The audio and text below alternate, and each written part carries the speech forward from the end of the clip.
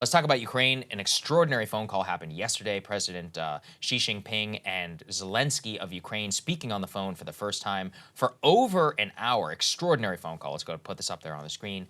Very good analysis from the Financial Times. They say that Xi Jinping, quote, urged his Ukrainian counterpoint, this is according to the readout from the Chinese government, to negotiate with Moscow, the first conversation between the leaders since the invasion. In the hour-long phone call, Ukraine's president said it was, quote, long and meaningful, and he said it was send a special representative to all parties, this is Xi Jinping, to seek a political settlement of the war, according to this Chinese Foreign Ministry statement. The reason why this is so important is it comes on the heels, Krystal, of the peace deal that had already been released by the Chinese government. The U.S. government, of course, already shot that down. Yeah. President Zelensky, though, took it very seriously. He understands that they have tremendous economic ties, and also that, you know, China kind of represents what I would say is the other view of the Ukraine conflict outside of the West, between Beijing, New Delhi, and even in South Korea, many of these other countries, in terms of how they look at the conflict. They look at it very much as, look, this is great power. We're not saying this is just, but this is not a core national interest, and we want to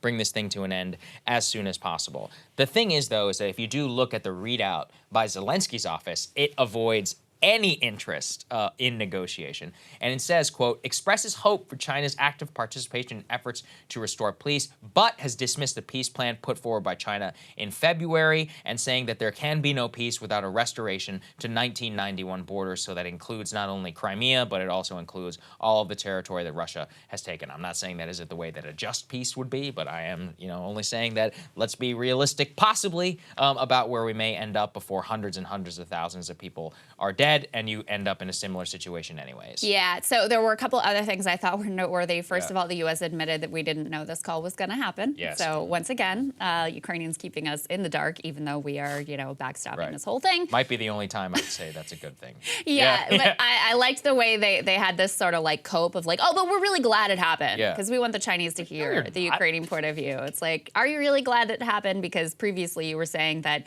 if China was able to negotiate a ceasefire, you would be opposed to it and potentially try to block it. So I thought that was noteworthy. The other question is, why now? Because Zelensky's been seeking at least a call and preferably a visit from Xi for some time. This has been floating out here. We've been talking about it for a little while. So what happened right now that led to this phone call actually occurring?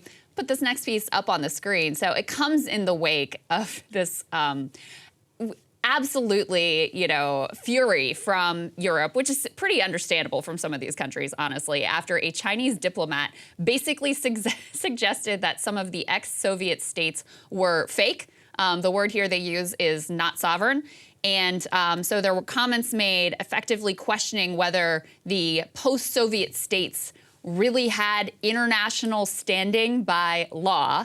And understandably, the post-Soviet states were like, what the hell are you saying? And so it's right after this when Europe is freaking out over these comments that were made to a French journalist, I believe. Yes. That the phone call actually happens. That's part of why I thought it was important, just to be like, listen, is this real? I don't know. Because really, China is really shot themselves in the foot with this one, saying, quote, some ex-Soviet Union countries, by saying that, don't have effective status under international law. It's also not some guys, or the U.S. or the Chinese ambassador to France. Correct. That is listen, if you ever spend any time in those countries, as I have, probably nobody hates the Russians more than people like the Latvians and the Estonians.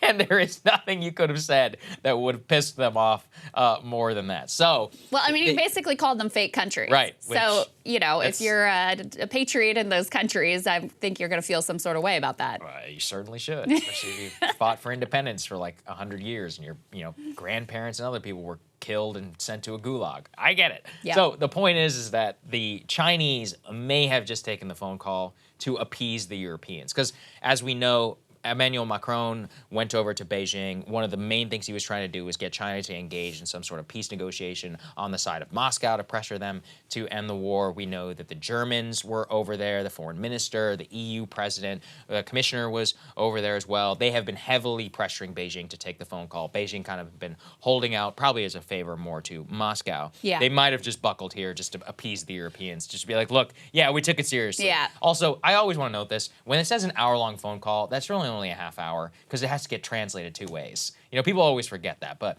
it's extremely tedious actually watching this because like a guy like Zelensky obviously speaks Russian, but I don't know actually if any Chinese foreign ministry official speaks Ukrainian. But in some cases, it can be like Ukrainian to Russian to Chinese, and then it can come back, you know, on the phone call whenever these people speak. And usually they're reading from prepared statements, so it's not as serendipitous, I think, as a lot of people think. You know, every time they say, "Oh, President Biden had a 2-hour-long phone call," I'm like, so it was a 1-hour-long phone call. Yeah, half of it is translation. Yeah, people it's still 1 hour. It's still cool. Yeah, you know, it's a significant, lengthy-ish conversation here. But I think you're exactly right. And, you know, China really wants to be seen. They want to maintain somewhat of an impression of neutrality within this conflict. And so when this Chinese diplomat made these comments, I think it made them feel like, all right, we're appearing a bit too favorable towards Russia, too partisan on their side. And so this was the way to try to clean it up and try to reclaim some sense of neutrality, even though, you know, the U.S. public doesn't see China as a neutral actor, but I think a lot of other folks around the world do.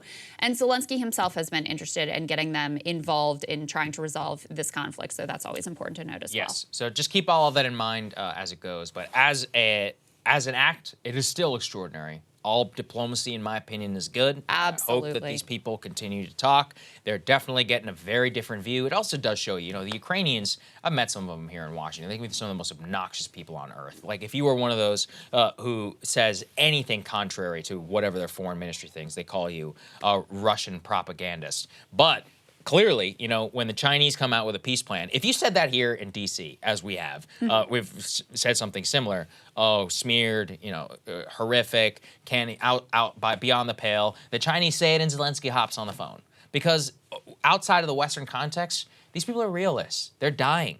Not only are they dying, and we'll show you how much they are dying, they're running out of ammo, their economy has been devastated, and also they know how the real world works and that, you know, beyond the posturing for a bunch of people in D.C., specifically my neighborhood, who have more Ukrainian flags than American flags, that in reality is going to end one way, and they want to try and get to that point.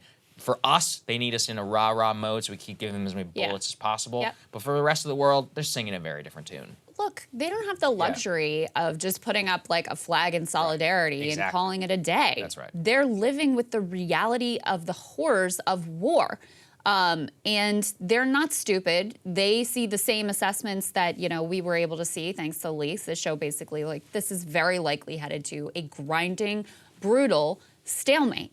So any chance to, you know, improve position, achieve some potential talks. I mean, this is beneficial for the world. It's beneficial for the Ukrainians. It's beneficial certainly for the U.S., in my opinion, because this is, I mean, war is a horror. This is a brutal toll that has been taken on this country and on this people. And so, yeah, I agree with you that, you know, any potential talks, any discussion here, any diplomatic openings whatsoever are to be cheered and encouraged. Hey guys, ready or not, 2024 is fully upon us now, and Saagar and I have been brainstorming ways that we can really up our game for this critical election. Yeah, we rely on our premium subs to expand our coverage, to add staff, to upgrade the studio. We just want to give you the best independent coverage of this election, which is possible. So if you can help us out, become a premium subscriber today, breakingpoints.com, or the link is down here in the description video. It really means the world to us, and if you like what we're all about, this is the best possible way to keep us 100% independent, working only for you.